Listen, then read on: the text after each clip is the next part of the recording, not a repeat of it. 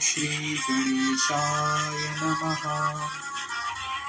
नमोऽस्तु गणनाथाय सिद्धिबुद्धियुताय च सर्वप्रदाय देवाय पुत्रवृद्धिप्रदाय च गुरुधराय गुरवे गोप्त्रे गुह्यासिताय ते गोप्याय गोपिताशेष भुवनाय चिदात्मने विश्वमूलाय भव्याय विश्वसृष्टिकराय ते नमो नमस्ते सत्याय सत्यपूर्णाय शुण्डिने एकदन्ताय शुद्धाय सुमुखाय नमो नमः।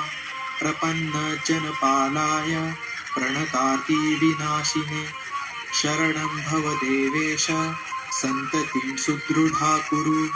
भविष्यन्ति च ये पुत्रा मत्कुले गणनायक ते सर्वे तव पूजार्थं निरता स्युर्वरो मतः।